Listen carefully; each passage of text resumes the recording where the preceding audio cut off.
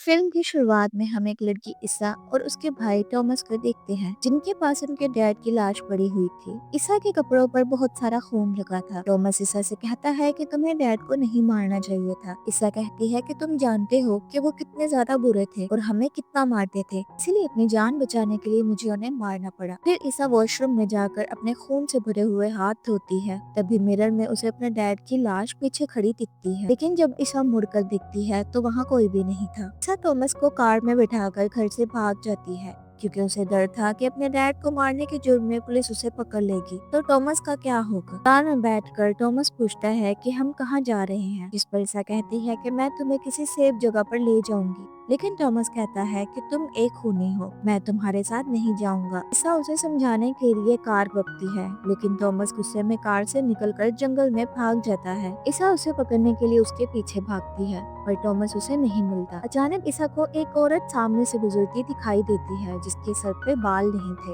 उस औरत ने एक बड़ा ब्रीफकेस पकड़ा हुआ था। वो चलते हुए एक पेड़ के पीछे जाती है और फिर गायब हो जाती है। ईसा शॉक्ड हो जाती है कि अचानक वो औरत कहाँ चली गई। जब वो इधर उधर देखती है तो अचानक वो औरत उसके सामने आकर उस पर अटैक कर देती है, जिससे ईसा नीचे गिरकर बेहोश हो जाती है। बेहोशी में उसे एक घर और कमरे के विजन दिखाई देते हैं और साथ में वो एक पेंटिंग भी देखती है जो बहुत ही अजीब तरीके की थी। जब ईसा को होश आता है तो वो औरत उसे कहीं नहीं दिखती। ईसा को कहीं से एक लाइट दिखती है। जब वो इस लाइट का पीछा करते हुए आगे बढ़ती है तो सामने उसे एक घर मिलता है। उस घर की विंडो में उसे वही औरत दिखती है जो उसे जंगल में दिखी थी। इस घर का दरवाजा खुला था, इसीलिए ईसा घर के अंदर चली जाती है और टॉमस को बुलाने लगती है। तभी वहाँ बहुत सारी नन्स आ जाती हैं। वो ईसा से पूछती हैं कि आखिर तुम कौन हो और कहाँ से आई हो। ईसा बताती है कि मेरा नाम ईसा है और मैं अपने भाई टॉमस को ढूंढते हुए यहाँ आई हूँ। सिस्टर मार्गा उसे टॉमस के पास ले जाती है, जो बाकी बच्चों के साथ सो रहा था। मार्गा बताती है कि ये एक ऑर्फनेज है। टॉमस बाहर अकेला घूम रहा था, इसलिए हमने उसे अंदर लाकर बच्चों के साथ सुला दिया। ईसा टॉमस से कहती है कि किसी को हमारा सीक्रेट तो नहीं ना बताया। सिस्टर मार्गा ईसा से कहती है कि तुम यहाँ रात गुजार सकती हो और फिर वो उसे एक कमरा दिखाती है। सिस्टर कहती है कि यहाँ पहले जो नन रहती थी उसको किसी काम से जल्दी से यहाँ से जाना पड़ा, उसके कपड़े यहीं पड़े हैं, अगर तुम चाहो तो तुम वो पहन सकती हो। ईसा को सोते हुए बाहर से कुछ नन्स की आवाजें आती हैं, जो कह रही थी कि शुक्र है मदर ने आज कुछ खा लिया, जल्दी से इस फर्श की सफाई कर दो, कहीं हमारी नई मेहमान जाग न जाए। थॉमस सोने की कोशिश करता है तो ऊपर छत पर उसे एक छेद दिखता है और उसमें से उसे दो आंखें नजर आती हैं जो उसे ही देख रही थी। थॉमस ये देखकर डर जाता है और बैठकर प्रेयर करने शुरू कर देता है। थॉमस के पास सोया हुआ बच्चा कहता है कि आखिर तुम ये क्या कर रहे हो, जिस पर थॉमस बताता है कि तुम नहीं जानते क्या, मैं प्रेयर कर रहा हूँ। जिस पर वो बच्चा कहता है कि यहाँ पर कोई भी प्रेयर नहीं करता।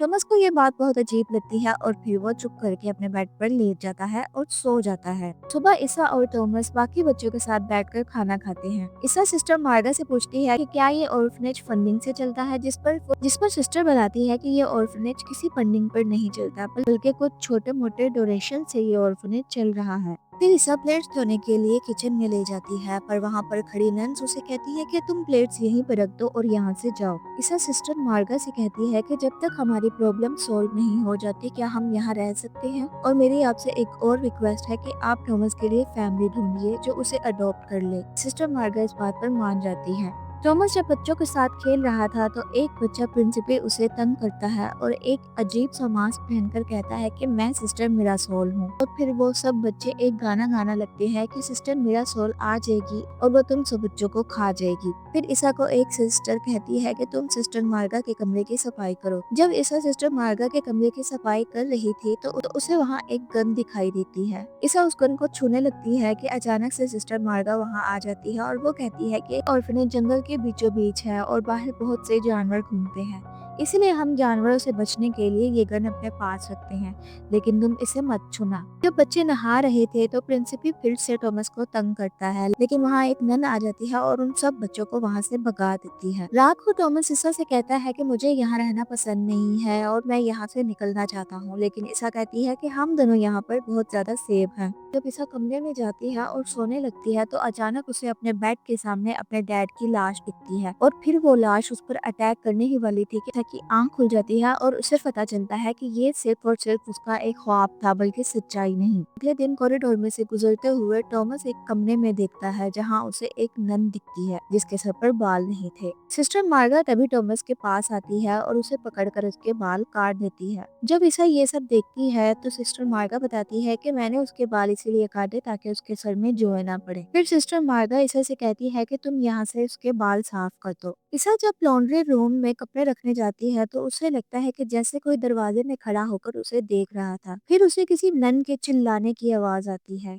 जब वो ऊपर जाती है तो वो देखती है कि एक सिस्टर से लिलित की एक आखिरी मूर्ति थी जो टूट गई थी। सिस्टर हेलेना उस नन से कहती है कि अब तुम्हें सफर करना पड़ेगा। फिर वो नन उस मूर्ति के टूटे हुए टुकड़ों पर चलने लगती है जिसकी वजह से उसके पाँव में वो टुकड़े चुभने लगते हैं और उसका बहुत सारा खून निकलने लगता है। ईसा उसे रोकती है पर वो नन नहीं रुकती। रात में ईसा जब उस जगह की सफाई कर रही थी और खून के धब्बे साफ कर रही थी और तो सिस्टर हेलेना तब उसके पास आती है और कहती है कि ये लिलिथ की मूर्ति है जो एडम की पहली बीवी थी, हम उसी की पूजा करते हैं। ये औरतों के स्ट्रगल की निशानी है। रात में ईसा लिलिथ के बारे में एक बुक पढ़ती है कि वो कौन थी। फिर वो नहाने चली जाती है। प्रिंसिपल फिर से थॉमस को तंग करता है और कहता है कि अगर तुम यहाँ बिना तकलीफ के रहना चाहते हो तो लॉन्ड्री रूम में जाकर औरतों के कपड़े लाओ, उसके बाद मैं तुम्हें तंग नहीं करूंगा। ईसा जब नहा कर वॉशरूम से बाहर आती है तो वो लिलिथ की पेंटिंग को देखने लगती है और अचानक लिलिथ की एक आंख गायब हो जाती है। ईसा डर जाती है पर तभी सिस्टर मार्गा अपने कमरे से बाहर निकलती है। ईसा उसे देखकर छुप जाती है। मार्गा ऑर्फनेज के मेन डोर को खोलकर एक इन्फेंट बेबी को अंदर लाती है। ईसा हैरान होती है कि आखिर इस वक्त पर ये बेबी कहाँ से आई।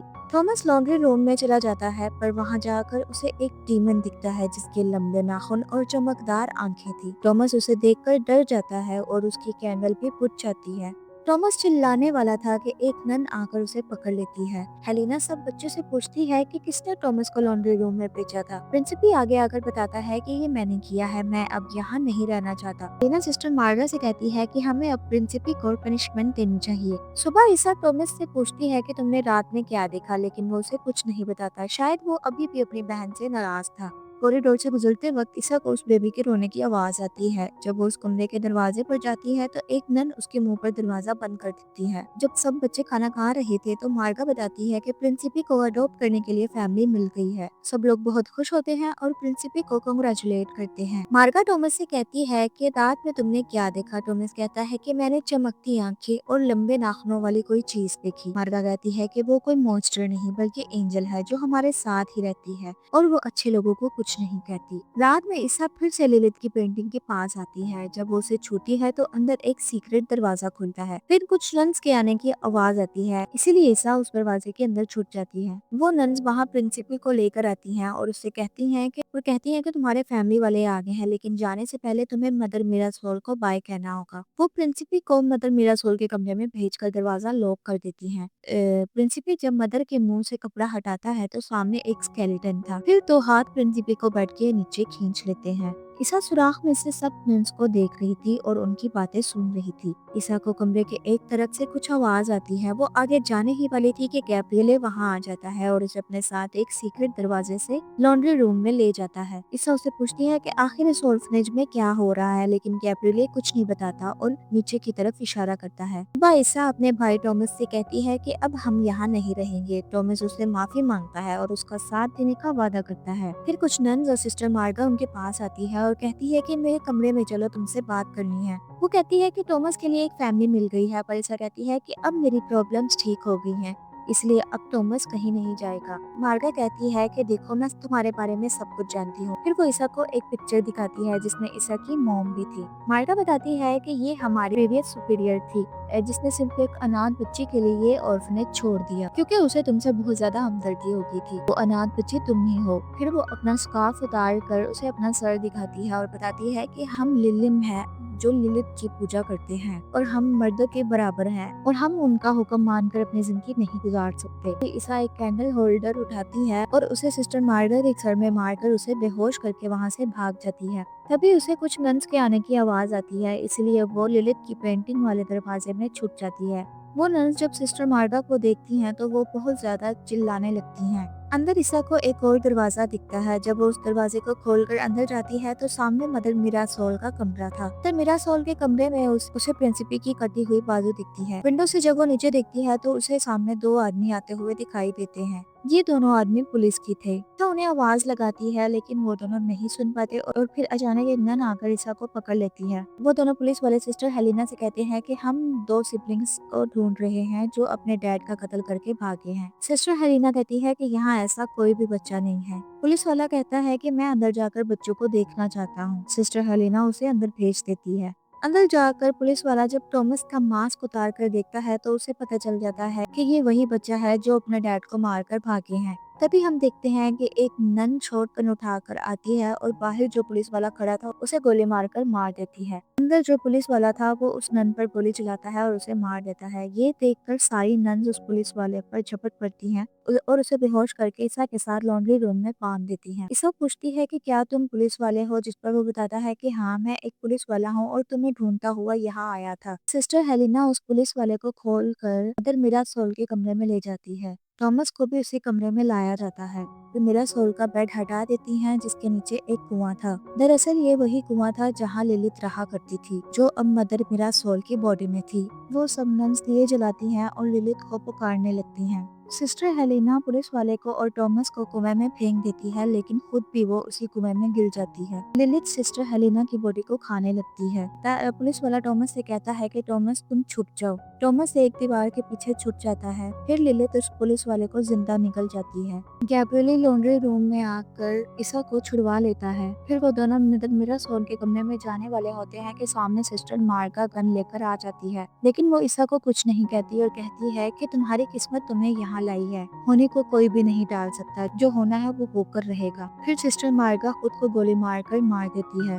ईसा वो गन उठाकर मदर मिरासोल के कमरे में जाती है और सारी नन्स को कमरे से बाहर निकाल देती है। फिर वो कुएं में जाकर टॉमस को बचाती है और टॉमस को कहती है कि तुम ऊपर जाओ। अचानक लिलित उस पर हमला कर देती है लेकिन ईसा उसे गोली मारती है, लेकिन तभी उस गन की गोलियां खत्म हो जाती हैं। तो जैसे तैसे उस कुएं से बाहर निकल आती है, लेकिन पीछे लिलित भी उस कुएं से बाहर निकलने लगती है। टॉमस पुलिस वाले का रिवॉल्वर उठाकर उस लिलित पर गोली चलाता है और उसे मार डालता है। तो टॉमस और ईसा उस ऑर्फनेज से बाहर निकल रहे थे तो टॉमस ईसा से कहता है कि हमें बाकी ऑर्फन बच्चों को भी साथ ले जाना चाहिए। ईसा टॉमस से कहती है कि तुम यहीं पर रुको, मैं अभी आती हूँ। ईसा ऊपर चली जाती है। अचानक टॉमस को किसी बच्चे के चिल्लाने की आवाज आती है। जब टॉमस ऊपर जाता है तो वह देखता है कि ईसा ने एक जिंदा बच्चे को काट खाया था और वो उसके पास खड़ी थी। ईसा के पूरे कपड़े खून से रंगे हुए थे। दरअसल अब लिलित की आत्मा ईसा के अंदर आ चुकी थी और ईसा अब लिलित बन चुकी थी। थॉमस ये देखकर चिल्लाता है और उस ऑर्फनेज से भाग जाता है। बाकी सारी नन्स उस इन्फेंट बेबी को ईसा के सामने लाती हैं, जिसे देखकर ईसा एक क्रिपी स्माइल देखती है और हंसने लगती है, जिसका मतलब था कि अब उस इन्फेंट बेबी को खाकर ईसा और भी ज्यादा पावरफुल बन जाने वाली थी। अगर आपको मूवी पसंद आई हो तो मेरे चैनल को सब्सक्राइब जरूर करें और वीडियो को लाइक करना ना भूलें।